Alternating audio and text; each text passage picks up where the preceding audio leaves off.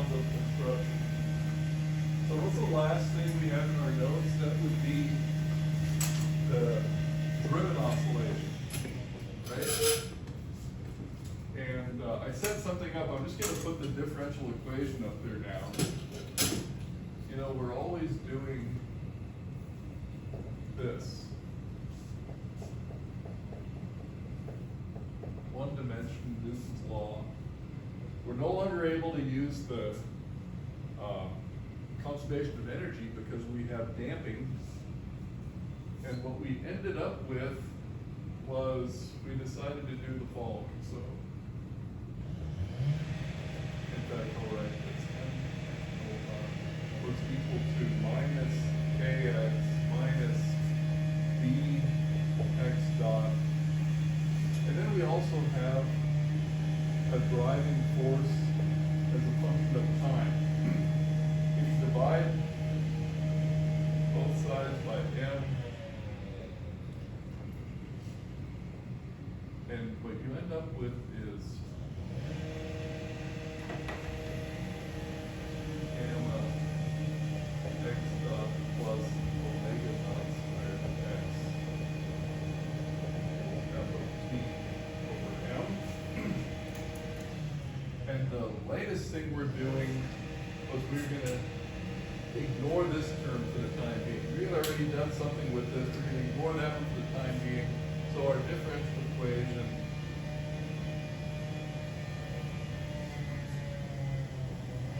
so we have a driven oscillation. And what I have, and we actually constructed a solution to this that we get to in a moment. But we have the all-time oscillations demonstration. Let me just go check on the visual on this thing. So Dr. Hall brought this thing to town years ago.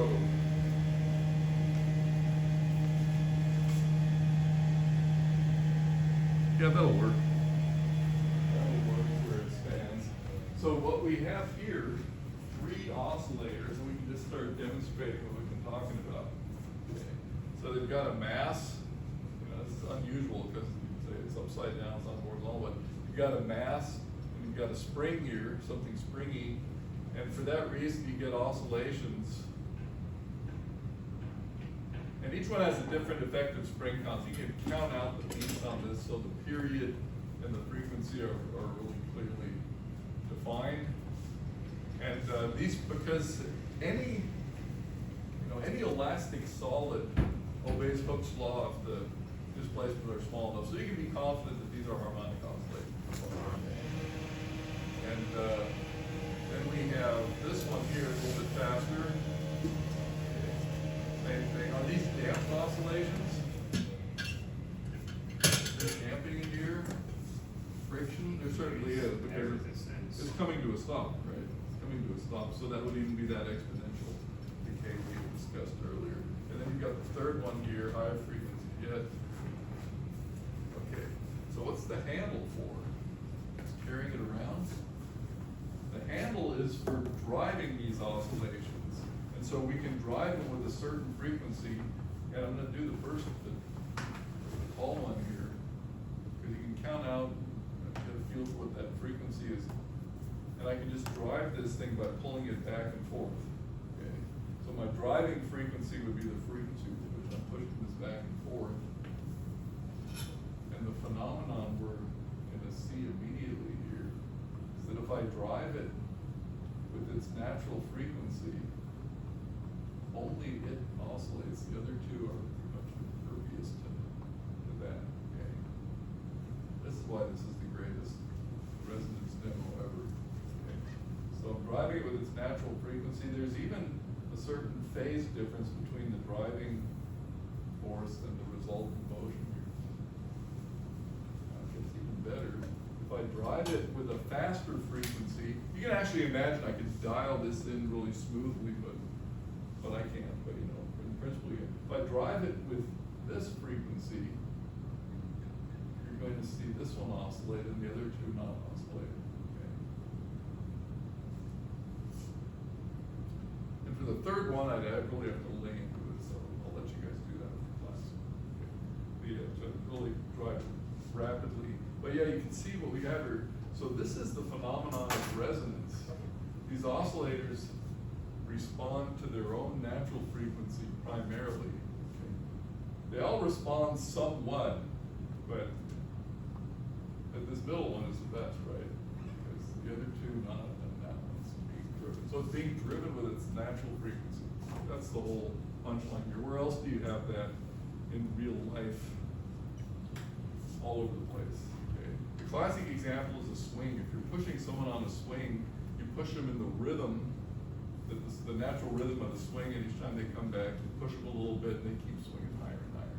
Okay? Now, it's possible if the system isn't strong enough, it's actually possible to drive a system like this to failure, because you can keep putting energy in, and the oscillations would get larger and larger, as you see right here. And if they could get large enough to overwhelm the strength of the system, you could get what's called a resonance catastrophe and failure. So there you have it. This thing here, this is a round two. You know, these things are downstairs. So you can possibly play around with it if you want to. Good. So there we are. And what we're going to do is see what we just saw physically. We're going to see this mathematically in the next coming couple of days. So yeah, we have this one, and we decided to do away with the frictional force for the moment. We already looked at it a bit, but we for the undriven oscillators, we had looked at this complete thing here. Force was zero, the solution was exponentially decreasing, right? So now we went to this one, and we constructed a solution last time. I'll just go through it quickly. So we had a complex solution where this complex number C involves the real velocity plus I omega naught times the real displacement. And the last thing you had in your notes,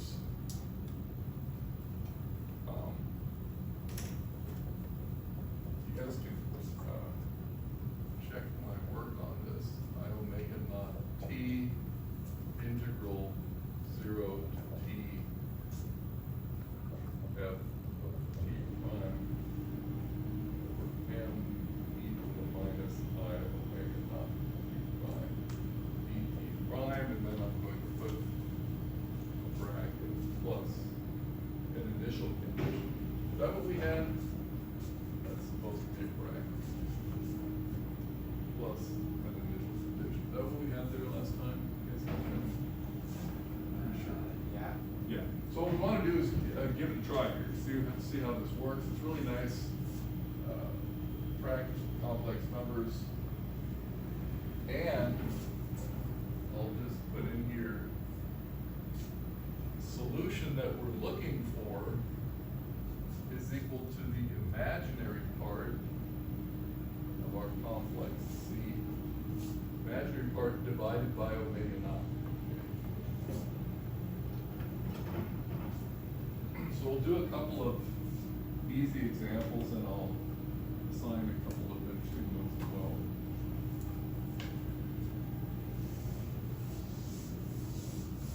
So the first example is going to be if we have a constant force. Because we've actually seen the oscillator under a constant force, and the result had been the undamped oscillator under a constant force just shifted the equilibrium and left the frequency unchanged. So let's see what happens here. We should get the same thing out of this formalism. So F of T is equal to some constant. And then, yeah. So then the first thing we're going to do is just integrate 0 T F naught over M e to the minus I omega naught T prime E prime. We have to get that. And we're going to have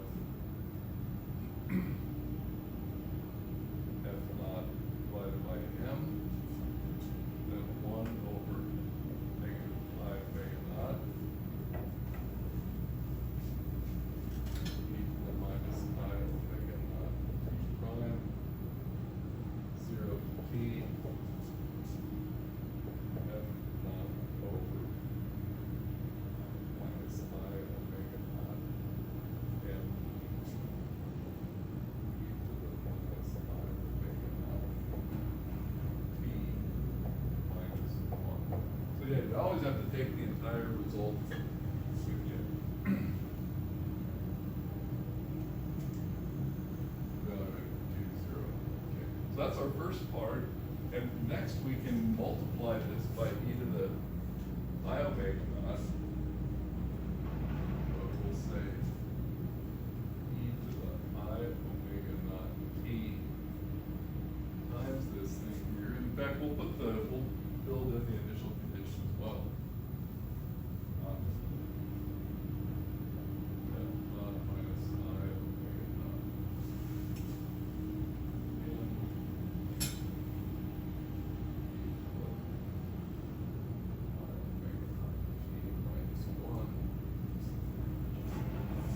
And then we have plus this initial condition.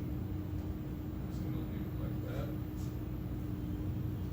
Then when you multiply that out, you're going to see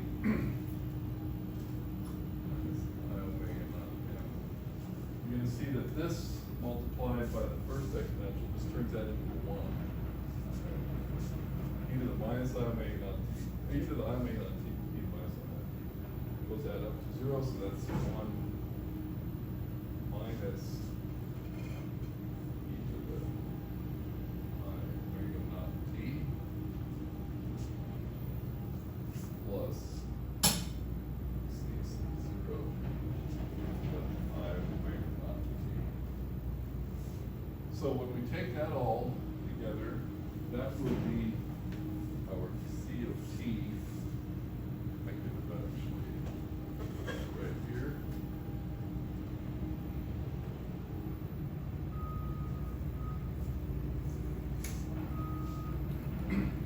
And now we need the imaginary part. So it's best to get rid of these things in the denominator. We'll multiply top and bottom by I. So we'll get I f naught over omega naught m. Minus I times I is plus 1, right? So we said I f naught omega naught m. 1 minus, and you know, now we can go ahead and use Euler's formula. Okay. So e to the I omega naught t is going to be cos omega naught t minus I sine omega naught t.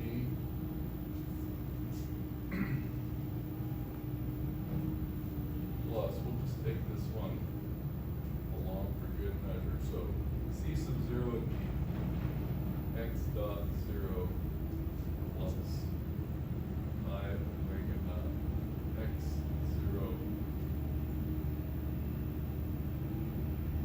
cos omega naught plus I sine omega.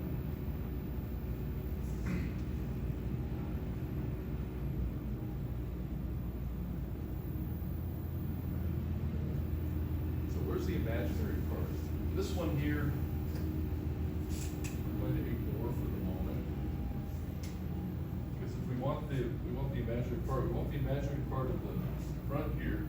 I times negative I is going to be 1. That's going to be real. So the imaginary part is just going to be this part right here. I'm going to go ahead and write that down. And what I can do here is let that equal 0. Let those two equal 0. Just so we have a simple expression to focus on. So now what we have, finally, x of t is equal to the imaginary part of c over omega naught. So that'll be f naught over m omega naught squared 1 minus cos omega naught t. We're going to hold on to this result and study it. Make sure it's doing what we think it should. First of all, we can see the frequency was unchanged at the end.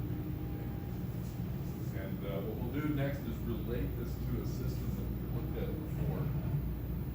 most of these problems, we're going to choose the initial condition to be 0. Okay?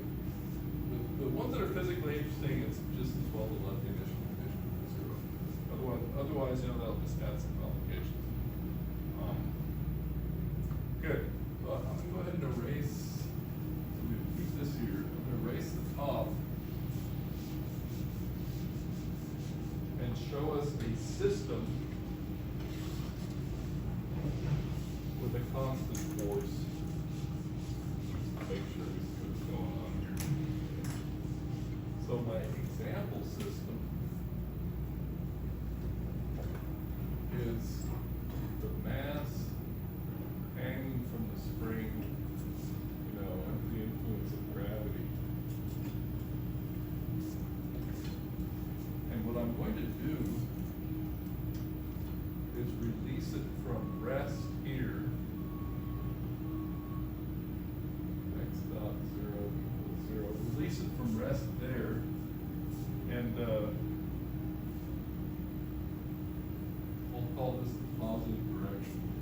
So what happens if I have a spring, a mass on the end of a spring, and it's at its equilibrium length, and I let go of it? It's going to bob up and down here. And let's see if that's what our solution does. X of t, so that F naught is going to be mg. So yeah, let's go ahead and specify all this. F naught is mg. M omega naught squared is k, spring constant. Right? Omega naught squared is square root. So we've got that. So what you end up with is mg divided by k, 1 minus cos omega naught t. So at t equals 0, I just released it from rest here, and then it's just going to oscillate. And in fact, the range of oscillation is going to be, you're going to get a 2 in here, right? 1 minus 1 here. You get a 2, and its new equilibrium. Well, it'll oscillate around what would have been equilibrium if I just let it down gently. So if instead of dropping it, I just release it slowly, it's going to reach an equilibrium position, and I pull it up and down, it'll oscillate around there. So all of that is here. And so that's a great example of this technique here. And you just have to very patiently work your way through these, treat the complex numbers, just like numbers, and nothing can go wrong. Good, so that's the example. I'll put on the homework problem. Any questions on that? Make sense? Okay. So, yeah, we could complete this picture here. If we let it equal 0, and we had a positive x-axis, then this would be its range of oscillation, right, between those two extremes here. Remember, we had done this graph in your notes somewhere where I had shown you that the equilibrium was to the left. Let me just put that in here. So we had that u of x was equal to mgx plus 1/2 kx squared. It's in your notes somewhere. The idea was there was that parameter for it. Yeah. See, we're doing undamped oscillations right now with a constant force. Energy is conserved. Energy won't be conserved on these other examples. Okay, so we've got that. So let me go ahead and put a homework example up here.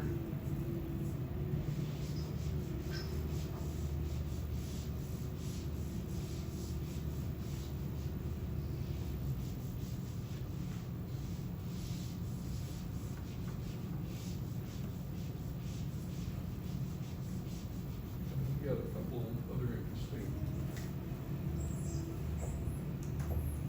So for this one, instead of the constant force,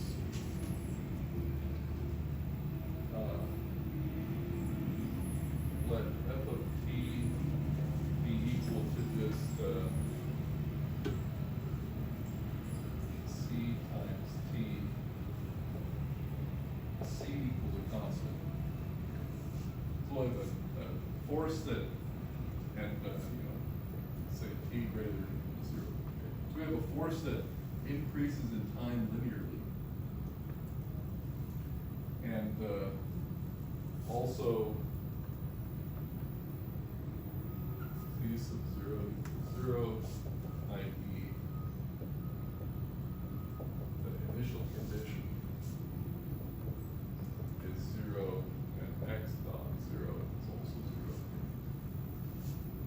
So the examples we do are just generally going to have this be 0 initial condition. Yeah, and then go ahead and find x of t. So you can already see what's going on here. You're going to have to do one integration by parts, okay, but it won't be that bad.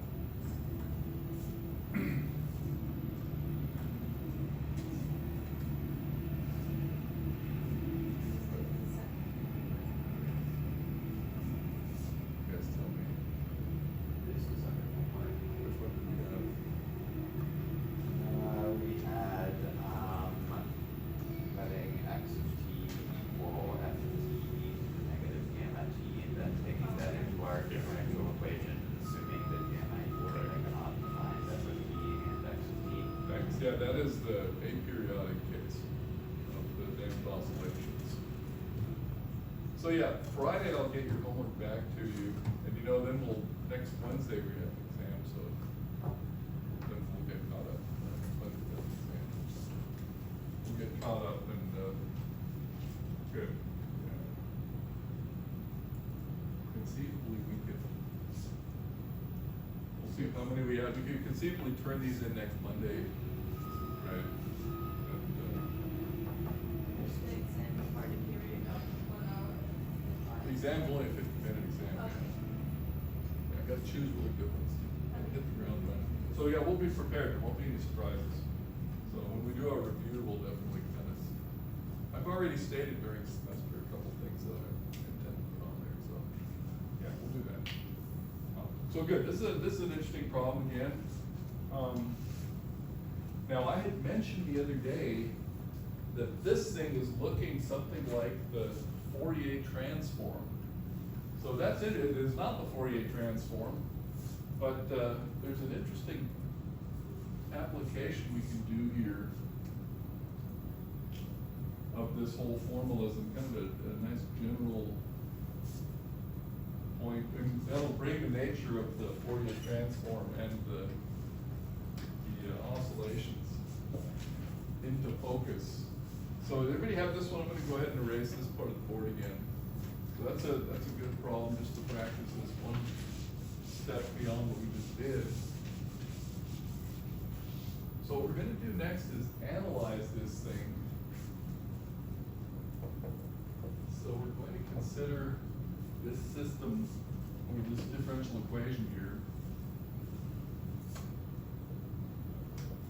the case where, again, the initial condition, this always just means we're starting at rest, right? That the order is starting at rest. And we're going to drive this thing, and f of t acts from over all time. So this thing is, this system now, it's not starting at t equals 0, but we're going to have it start at some large negative t, that's just an arbitrary point, and extend to positive t. So I'll just write here acts over all time t. So then we can define this c infinity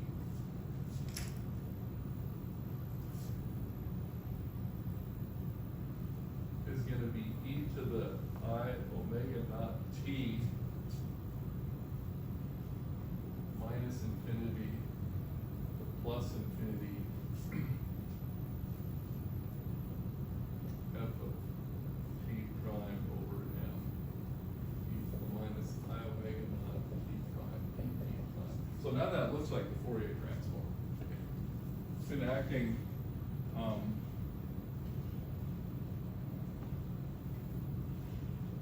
is that properly defined? Not really. Here's what we do. Like that. Okay. Now to some time, and we're gonna take it to time goes to infinity. C infinity absolute value squared. Now remember, when you have complex numbers and you take the absolute value squared, it's the complex number times its complex conjugate, okay? So what that does is it turns that into a 1.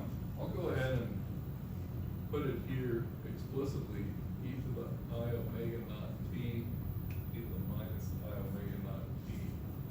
And this one, I'll just write minus infinity plus infinity. F of t, I can drop the primes now, e to the minus I omega naught t dt, since I'm integrating overall time. And of course, this is just a 1. But now the question is, what is the meaning of this thing right here? And since C squared equals x dot plus I omega naught x times x dot minus I omega naught x, right? That's the definition of that complex number over here, times its complex conjugate. We have x dot squared. The cross terms, of course, vanish, and then we get plus omega naught squared x squared.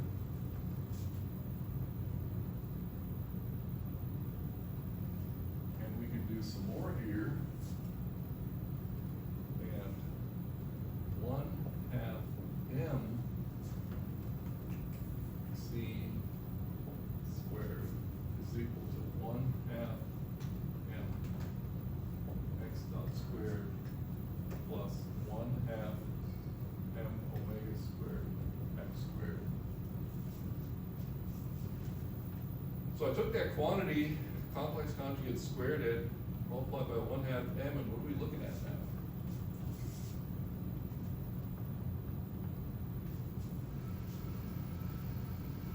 It looks like X. It's the energy, right? It's the kinetic plus the potential. Remember this m omega squared, if you have a system with a spring constant K, that's just K.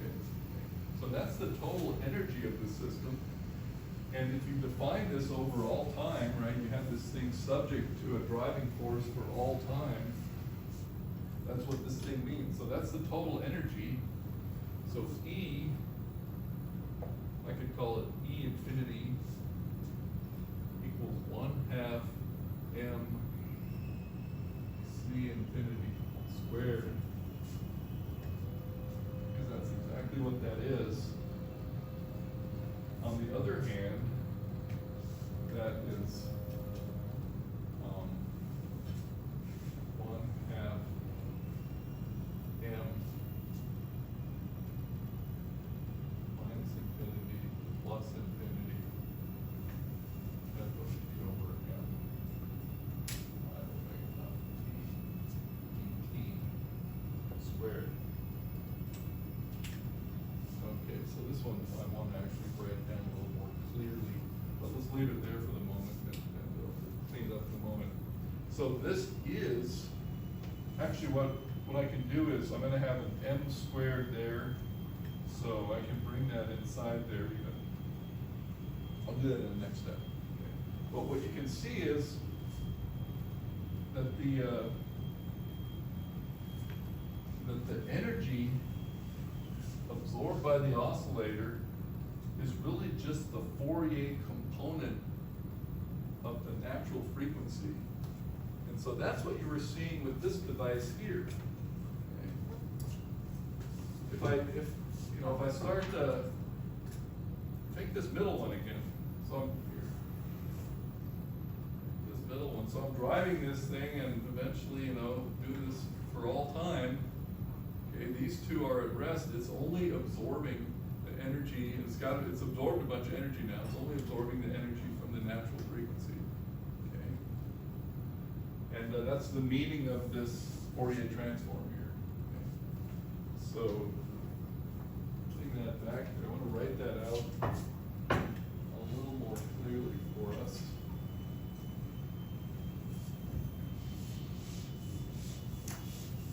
And again, that's that resonance phenomenon, right? Resonant frequency is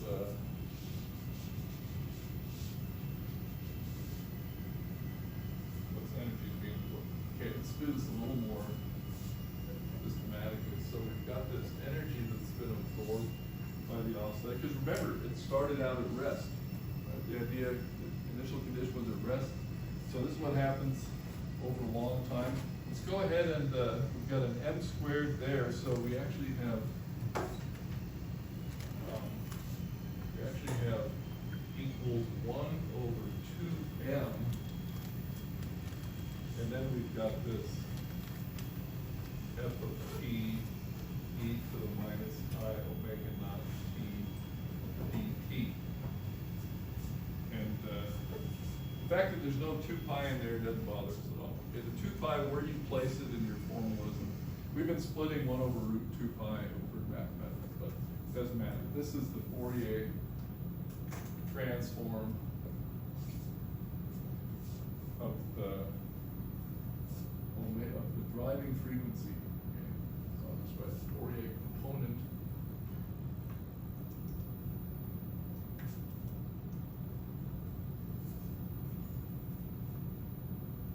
driving frequency, or of the natural frequency.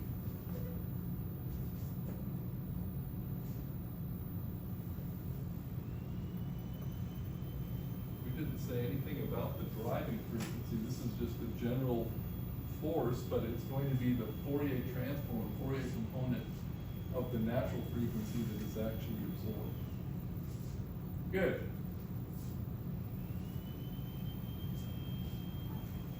There we go. Complex conjugate minus infinity to plus infinity. That's a nice result.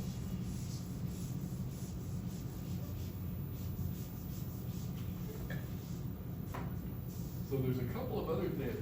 We can do.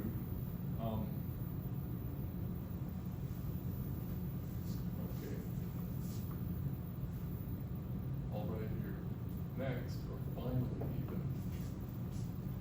So there are different types of forces. Okay. And this is going to,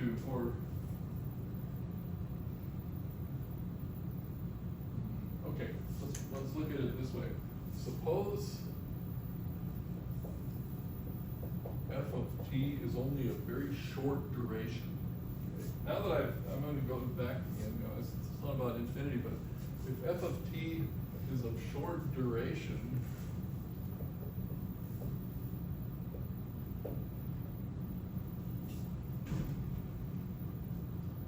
what does that mean with respect to this system?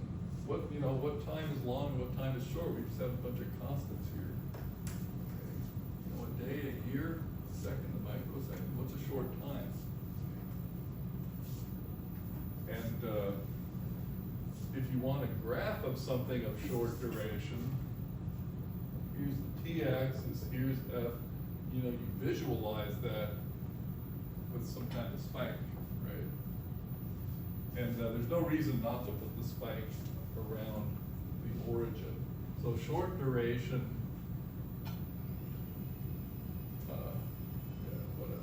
short duration function here. That's if you just, for example, smack the thing.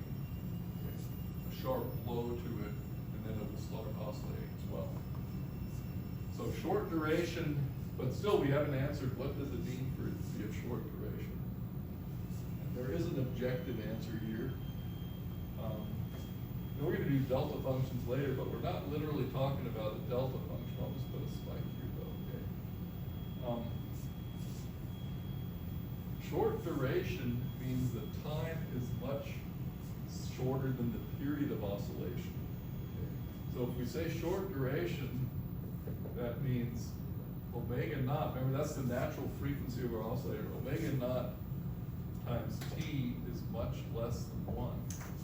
Okay?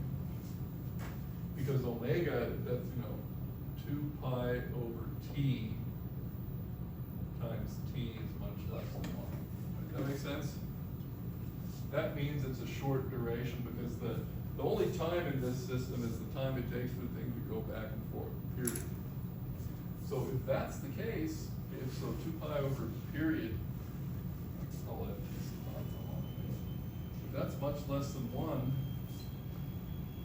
we can say that e to the minus I omega naught t equals 1 minus I omega naught t.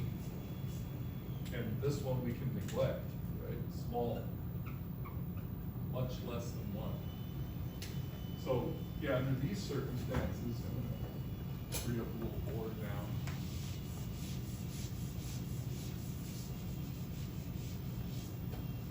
So now we go into this expression here. So now E infinity is equal to 1 over 2m integral f of t dt. And this is real, but I'll put square it anyway. Who recognizes this expression? Integral of force over time. Anybody? ddt. For a short time, especially, you may have seen this before. Who saw it before? Anybody? Seen this before. Remember collisions and impulses. This is the impulse. The impulse, when you study collisions, so that's the impulse. And, the impulse equals the change of momentum. You guys maybe remember that, right? And so in this case, so we would have the energy is equal to this delta P squared over 2m, which is also kind of recognizable impulse or momentum squared over 2m. So that's all hidden in this formula here. Very nice. We can use this formula, as I mentioned the other day. We can do it with the damping as well. It's just a little more complicated. You don't get these really clear, simple results here. So there's one more thing we want to do, and that is derive the resonance catastrophe. So if we have enough time to set that up, one of those problems I'll put on the homework and then decide when it's due, like, right? Or get started on it ourselves. So the other thing we want to do now is see what happens if you drive that system with its natural frequency. So I've demonstrated that a couple times. You drive it with its natural frequency, the oscillator still just keeps getting larger and larger. So I'm going to rewrite our formalism up here and get started on that. Yes, erase all of this.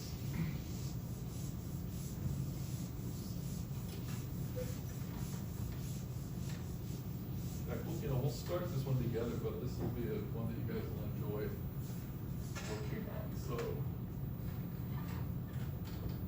next, driving force F of t. That's going to be F naught cos omega naught t. So we're actually going to drive it with the frequency, with its own natural frequency. So we again have to first of all put our formalism here, and again we can let c sub 0 equal 0. So first of all we have e to the I omega naught t integral f naught over m. No, yeah.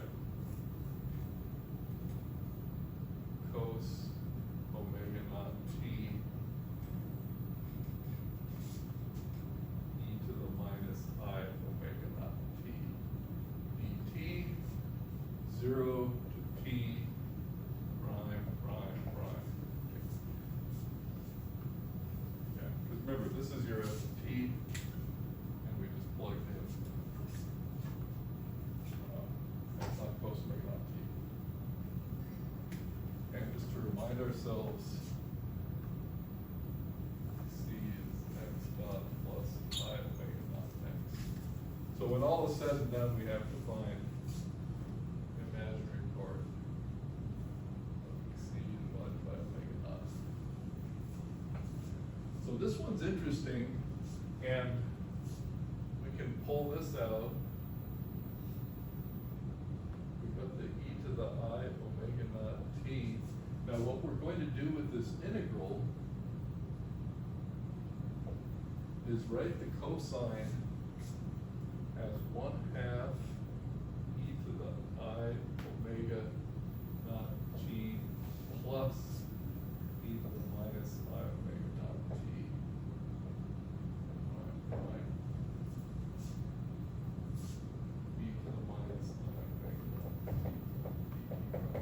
So we just have to do this integral. And I'll even show you what's going to happen. We'll have enough time to do another step.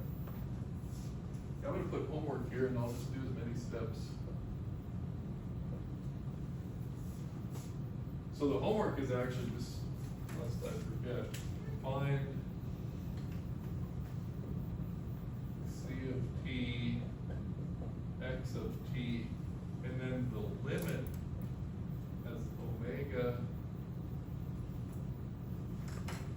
goes to omega naught x of t. Okay, I'm glad I formulated that. These go away. These omega naughts go away. This one stays.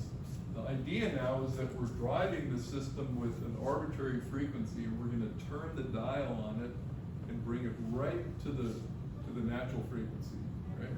So we can drive it with an arbitrary frequency, but as we dial it into omega naught, we're going to get an interesting limiting case. In fact, that's going to be the resonance catastrophe. So I can even show you what's going to happen here. We may work on it a little more together, and we've got minutes left here. Now what we're going to get, we'll even pull the 1/2 out. We're going to have an e to the I omega minus omega naught t, and we're going to have an e prime there, e to the minus I omega plus omega naught t.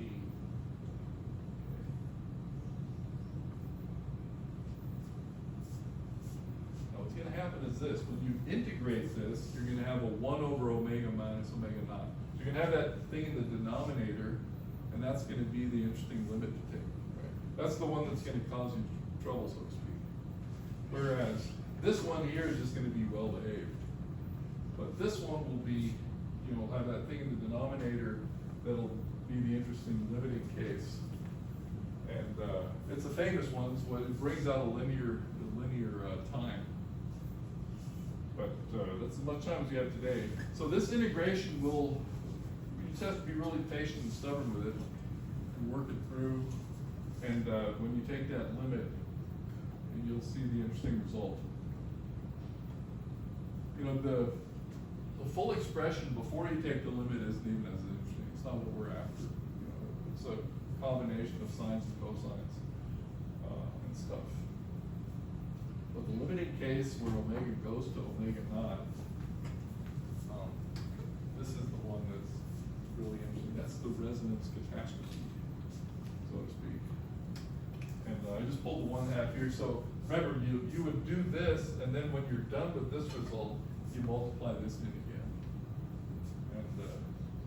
And only when you've done all that can you use Euler's formula. So those initial steps, you just patiently go through them all. Make sure you don't lose any plus or minus signs, and you're good to go. Okay, good. We made it to a good point here.